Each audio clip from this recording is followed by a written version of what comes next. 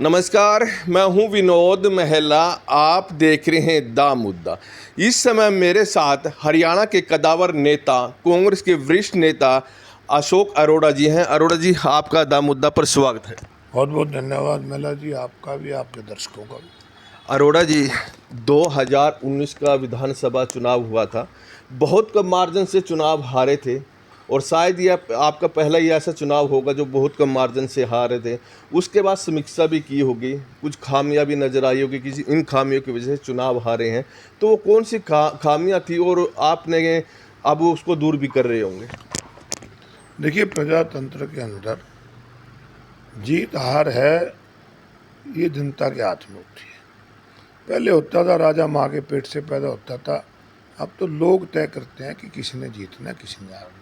परंतु मैं एक बात जरूर कहूँगा कि एक साजिश के तहत सत्ता का दुरुपयोग करके, पैसे के दम पे और प्रशासन का इस्तेमाल करके उस चुनाव में मुझे हराने का काम किया। परंतु फिर भी मैं तो कहता हूँ कि जनता का फैसला प्रजातंत्र में मानना पड़ता है।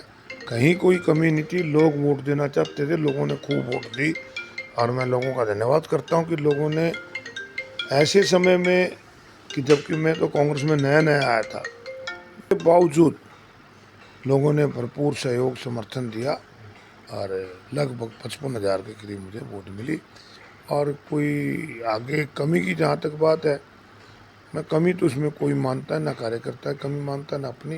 वो तो सत्ता का दुरुपयोग था और पैसे के दम पे उन लोगों ने चुनाव जीता। जहाँ तक बात करें 2024 के चुनाव की, तो 2024 में आपको क्या नज़र आ रहा है कि थानेसर के विधायक सुभाष की बहुत सारी खामियां हो सकती हैं, सरकार की भी खामियां हो सकती है। तो इन खामियों को अगले जो विधानसभा या लोकसभा चुनाव आएंगे तो उसमें कैसे बुनाएंगे? 2019 के चुनाव में भारतीय जनता पार्टी द्वारा एक प्रचार किया गया था कि अब की बार 75 पार, और मीडिया के साथी उनको 80 पार तक भी कहते थे। परंतु जब चुनाव के नतीजे आए, भारतीय जनता पार्टी को बहुमत नहीं मिला, केवल 40 सीटों पर रह गई। परंतु वो लोग जो इन्हें जमुना पार की बात करते थे, उनके समर्थन से इनकी सरकार बनी और आज सरकार से हर वर्ग दुखी है। आज किसान की ऐसी हालत है कि किसान को फसल का भाव नहीं मिलता, किसान की फसल खराब हो जाती है, उसे मुआवजा नहीं मिलता, और किसान को 3 काले कानूनों को रद्द कराने के लिए 1 साल से ज़्यादा समय दिल्ली के बॉर्डर पे बिताना पड़ा, गर्मी सर्दी की परवाह ना करते हुए। 700 से ज़्यादा किसानों ने अपनी शहादत उसमें दी, लाठी खाई, गोली खाई गवर्नमेंट की। किस प्रकार से आज अगर कर्मचारी अपनी बात मनवाने के लिए वो कहते हैं हमारी ओल्ड पेंशन स्कीम लागू करो, उन पे लाठियाँ चलाते हैं। आशा वर्कर, आंगनवाड़ी वर्कर जाते हैं, उन पे लठ बरसाते हैं। चुनी हुई पंचायतों के लोग जाते हैं, उन पे लठ बरसाते हैं। तो ये प्रजातंत्र ना चला के लठ तंत्र का इस्तेमाल करते हैं। रोजगार युवाओं को मिल नहीं रहा, महंगाई बढ़ रही है, लोग बदलाव चाहते हैं और विकल्प केवल और केवल कांग्रेस पार्टी है। हरियाणा प्रदेश में निश्चित रूप से बदलाव होगा, कांग्रेस पार्टी की सरकार बनेगी और कुरुक्षेत्र की चारों सीटें कांग्रेस पार्टी जीतेगी। जहाँ तक की बात किसानों की, आपने किसानों के मुद्दे के उठाया। भारतीय जनता पार्टी के नेताओं का कहना है कि अगर बात किसान की है, भूपेंद्र सिंह हुड्डा 10 साल मुख्यमंत्री रहे हैं, लेकिन किसानों की ज़मीनें उन्होंने बड़ी बड़ी कंपनियों को बेची है। यहाँ तक कि वीरेंद्र सिंह, जो भूपेंद्र सिंह हुड्डा की सरकार में मंत्री रहे हैं, उन्होंने भी कई बार सवाल उठाया है कि भूपेंद्र सिंह हुड्डा तो प्रॉपर्टी डीलर बन जाते हैं। देखिए, ये आरोप लगाने से किसी के ऊपर ये नहीं होता कि उस आरोप लगा दिए और आपने 9 साल से बीजेपी की सरकार है, आज तक एक आरोप भी सिद्ध नहीं कर पाए।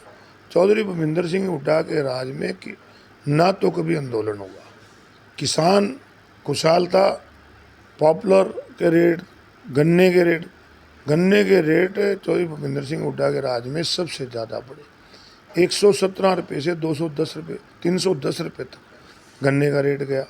हुड्डा साहब के राज में नारे लगते कि हुड्डा तेरे राज में जीरी गई जहाज में। तो किसानों के लिए जो हुड्डा साहब ने काम किए आज वही है कि इस सरकार से तंग आके लोग हुड्डा को याद कर रहे हैं। जहाँ तक की बात करें, अगर हम 2019 के विधानसभा की बात करें या 14 में भी देखें, तो उससे पहले भूपेंद्र सिंह हुड्डा पर आरोप लगते रहे हैं कि अक्षेत्रवाद को ज़्यादा बढ़ावा दिया है। रोहतक में ही नौकरियां हैं, रोहतक में ही विकास कार्य, उसका नुकसान उत्तरी हरियाणा में कांग्रेस पार्टी का हुआ है। क्या अब ऐसा नहीं होगा अगर उत्तरी हरियाणा के लोग भूपेंद्र सिंह हुड्डा को या कांग्रेस को वोट देते हैं? ऐसे आरोप जब किसी को किसी में कोई कमी ना नजर आए फिर ये आरोप लगा देते हैं तो केवल एक क्षेत्र की बात करता है। ऐसी बात नहीं। अगर आप उत्तरी हरियाणा की बात करते हो, मैं तो हरियाणा एक छोटा सा हरियाणा है, मेरे हिसाब से तो मैं हरियाणा एक ही मानता हूँ। परंतु अगर आप उत्तरी हरियाणा की भी बात करोगे तो sir Chhoturam thermal power plant Yamunanagar में लगाई है उत्तरी हरियाणा में। कुरुक्षेत्र में फैशन डिज़ाइन का नेशनल लेवल का इंस्टीट्यूट आया, ये तो उत्तरी हरियाणा में। इसी प्रकार हर ज़िले में उन्होंने कहीं ना कहीं कोई काम किए हैं। ये तो आरोप जिसको कोई ना कुछ दिखे तो फिर वो आरोप लगाते हैं। और निश्चित रूप से हुड्डा साहब के समय पूरे हरियाणा प्रदेश का विकास हुआ और आगे भी पूरे हरियाणा प्रदेश का विकास हुआ। आप इंडियन नेशनल लोकदल में बड़े लंबे समय तक रहे हैं और 4 साल से कांग्रेस पार्टी में भी हैं। अगर देखें तो आपका दोनों पार्टियों को अनुभव हो चुका है। अगर वातावरण देखें, कौन सी पार्टी का वातावरण आपको ज़्यादा पसंद आया? बात ये कि जहाँ कोई रहता है उसको वही पार्टी अच्छी लगती है। परंतु जहाँ तक पार्टी की बात है, पार्टी वर्ग जाति कोई माड़ी नहीं होती, अच्छे माड़े लोग होते हैं। मैंने तो वहाँ भी रह के पार्टी की सेवा की और नेताओं की तरफ से पूरा सम्मान मिला। हमने हर इशू पे वहाँ भी लड़ाई लड़ी है और आज कांग्रेस में रह कर भी अगर सरकार की बकायदगी है उसके खिलाफ लड़ाई लड़ रहे हैं। अभय सिंह चौटाला ने पदयात्रा शुरू की है। उनकी पदयात्रा काफ़ी लंबे समय तक चली है। तो अब आप कैसे देख रहे हो उनकी पदयात्रा को? कितना क्या अभय सिंह की पदयात्रा को इनेलो को फ़ायदा मिलेगा या नहीं? हर पार्टी का अपना एक एजेंडा होता है।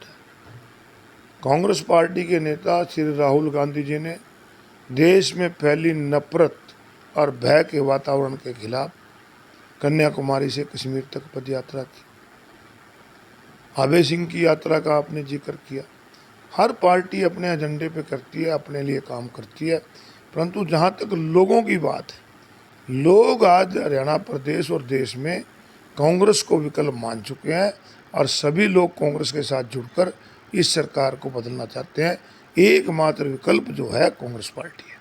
एक चर्चा और शहर में चली हुई है कि लोकसभा चुनाव पहले हैं, क्या और अशोक अरोड़ा कुरुक्षेत्र जिले में सबसे बड़े नेता हैं कांग्रेस पार्टी के इस समय भी, क्या अशोक अरोड़ा लोकसभा का चुनाव भी लड़ सकते हैं?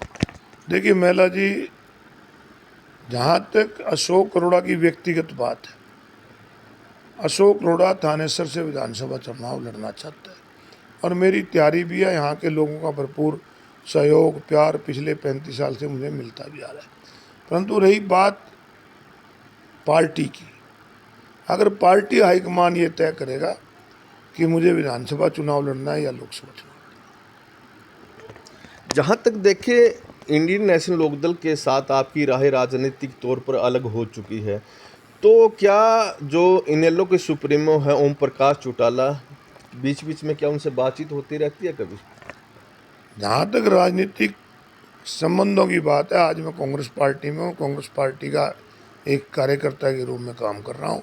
और जहाँ तक पारिवारिक और सामाजिक रिश्तों की बात है, चौधरी ओम प्रकाश चौटाला के साथ मेरा सामाजिक और पारिवारिक रिश्ता पहले भी था, आज भी है। आपने जब पहली बार चुनाव लड़ा था, ये चर्चा रहती है कि गुरदयाल सैनी का बड़ा सहयोग रहा है, तो क्या अभी गुरदयाल सैनी से कोई बातचीत या कोई राजनीतिक तौर पर चर्चा होती रहती है? निश्चित रूप से जब मैंने पहली बार एमएलए का चुनाव लड़ा था तो यहाँ से सरदार गुरदयाल सिंह सैनी मेंबर पार्लियामेंट हुआ करते थे। उनके एमएलए की सीट खाली होने के बाद बाई इलेक्शन हुआ था और उन्होंने भी यहाँ पर मुझे चुनाव लड़ाने में बहुत बड़ा योगदान उनका है। वो एक बहुत अच्छे इंसान है, बहुत नेक इंसान है, बहुत ईमानदार व्यक्ति हैं और मैं आज भी उनकी इज्जत उतनी करता था जितनी करता हूँ जितनी उनकी पहले करता था।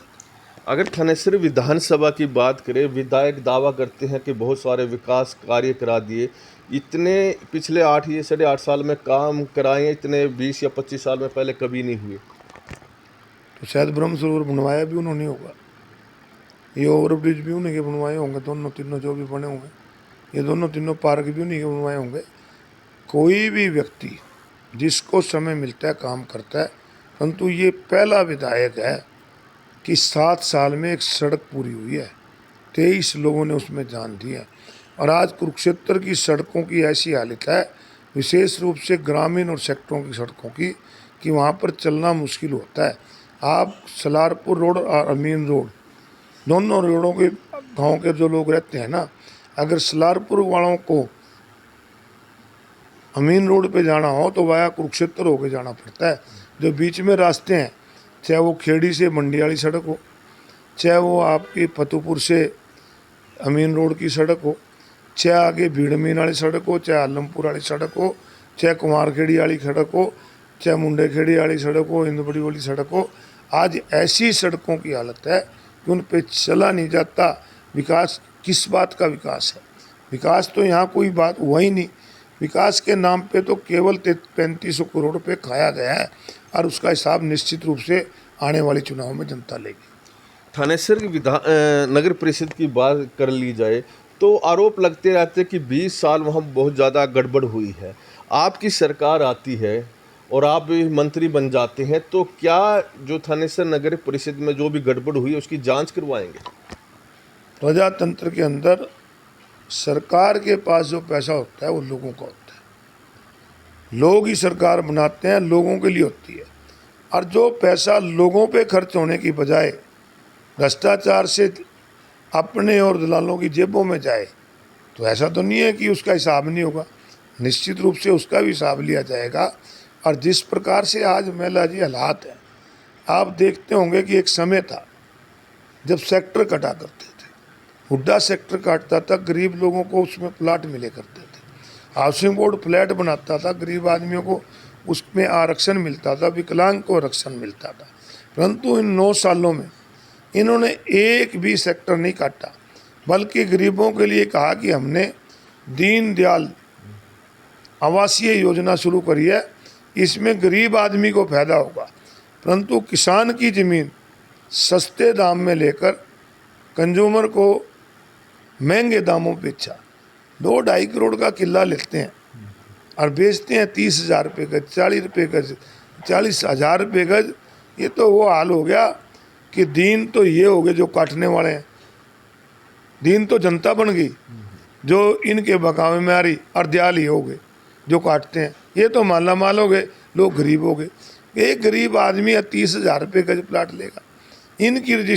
इनकी वजह से जो अनऑथराइज कॉलोनियाँ, उनकी रजिस्ट्री बंद होगी। जहाँ कोई 100 गज का सस्ते में बना लेता, वो बनता नहीं, ये सस्ता धंधे नहीं। तो ये हालात आज हो रहे हैं, तो इनका हिसाब जनता जरूर लेगी। और सरकारी पैसे को जिसने भी कुर्द-बुर्द किया है, उनकी जांच करा के जो भी दोषी होगा उसके खिलाफ कार्रवाई। ये थे हमारे साथ पूर्व मंत्री अशोक अरोड़ा, जिन्होंने बेबाकी से अपनी बात रखी।